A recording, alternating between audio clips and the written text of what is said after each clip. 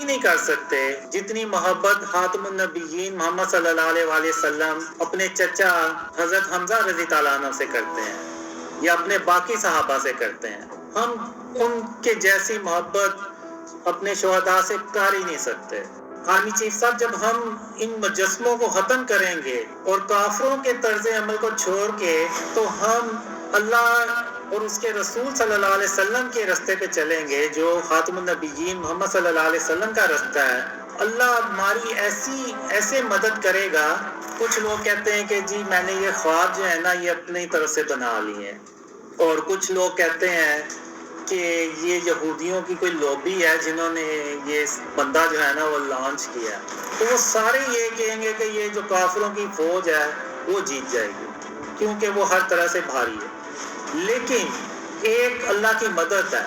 جو ان کافروں کے ساتھ تو نہیں تھی لیکن ان مسلمانوں کے ساتھ تھی، لیکن پاکستان میں 2-2.5 سالوں کے بعد خوشحالی اللہ کی مدد سے آ جائے گی۔ وہ ان پاکستانیوں کو یقین ہی نہیں آ رہا ہوتا کہ بجلی جو ہے نا وہ پاکستان میں فری ہو گئی ہے، یعنی لوگ اس لیڈر کی بات ماننے سے انکار کر دیتے ہیں۔ تو وہ لیڈر کو یہ کہنا پڑتا ہے کہ اگر آپ کو میری بات کا یقین نہیں آ رہا نا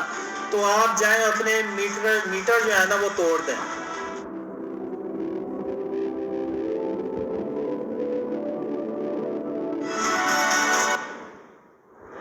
بسم اللہ الرحمن الرحیم، السلام علیکم ورحمۃ اللہ وبرکاتہ۔ آج جس پہ بات کروں گا میں وہ شرک اور اس کی اقسام اور موجودہ پاکستان کی صورتحال اور جو خواب ہیں وہ اسلام میں حجت ہیں یا نہیں ہیں، اور پھر اس کے بعد جو لوگ میرے بارے میں باتیں کرتے ہیں اس کے بارے میں بھی میں ذکر کروں گا۔ تو سب سے پہلے تو یہ کہ تمام تعریفیں اللہ رب العالمین کے لیے ہیں، اور بے شک اللہ آسمانوں اور زمین کا مالک ہے، اور اس کے سوا ہم کسی کو معبود سمجھ کر نہیں پکاریں گے، اور بے شک اللہ سب سے بڑھ کر مہربان ہے۔ تو آج ہم دیکھتے ہیں کہ ہم جو مسلمان ہیں وہ تعداد میں بھی بہت زیادہ ہیں، اور حج اور عمرہ بھی پہلے سے بہت زیادہ کیا جاتا ہے، نمازیں بھی پہلے سے زیادہ پڑھی جاتی ہیں،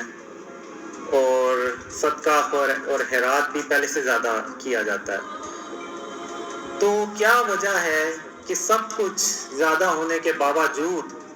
ہم مسلمان جو ہیں وہ پستی میں ہی چلتے جا رہے ہیں، یعنی ہم اندھیروں میں ڈوبتے چلے جا رہے ہیں؟ تو اس کی آخر کیا وجہ ہے؟ اس کی ایک ہی وجہ ہے کہ جو گناہ اللہ کے نزدیک سب سے بڑا ہے اس کو آج کے دور میں ہم مسلمانوں نے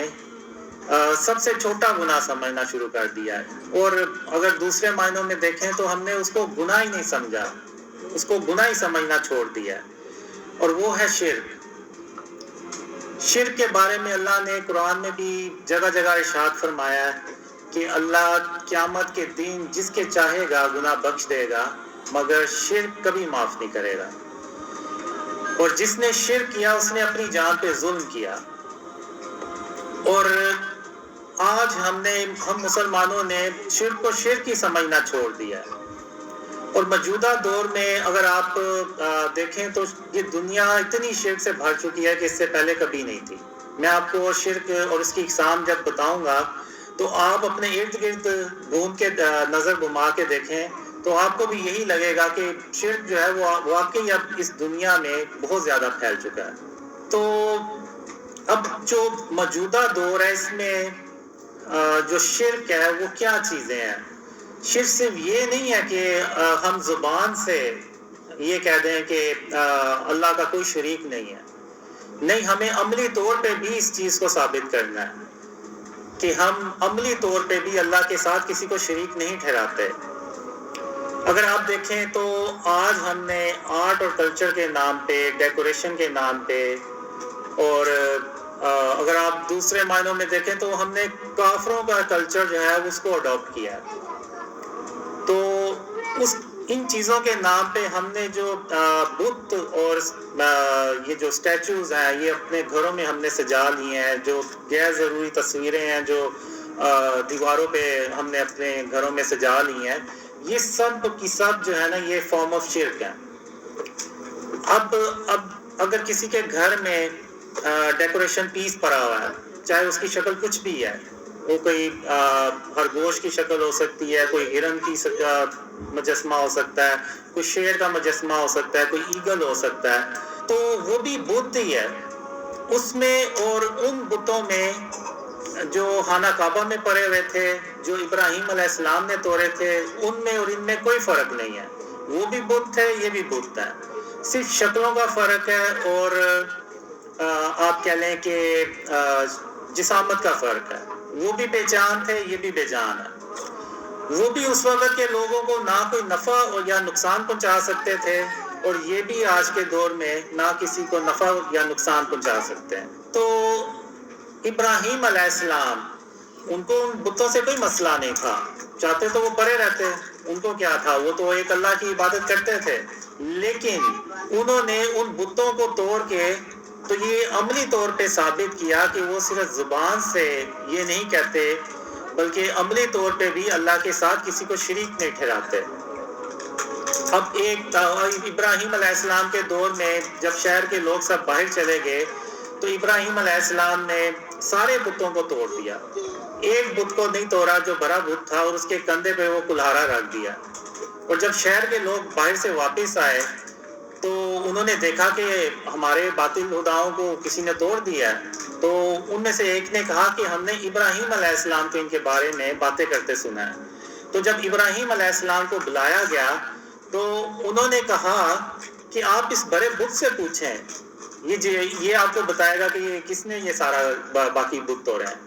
تو وہ جو کافر تھے انہوں نے کہا یہ بت کیسے بات کر سکتا ہے، یہ تو بے جان ہے۔ تو ابراہیم علیہ السلام نے کہا کہ اگر یہ بے جان ہے، یہ تمہیں کچھ بتا نہیں سکتا کہ یہ کس نے ان کو توڑ دیا، تو پھر تم ان کی پوجا کیوں کرتے ہو، کیوں نہیں ایک اللہ رب العالمین کی عبادت کرتے؟ تو وہ بجائے سمجھنے کے، غور و فکر کرنے کے، وہ ابراہیم علیہ السلام کے اور بھی خلاف ہو گئے۔ تو اسی طرح اگر آپ دیکھیں تو خاتم النبیین محمد صلی اللہ علیہ وآلہ وسلم فتح مکہ پہ جب خانہ کعبہ پہنچے تو محمد صلی اللہ علیہ وسلم کو ان بتوں سے کوئی مسئلہ نہیں تھا۔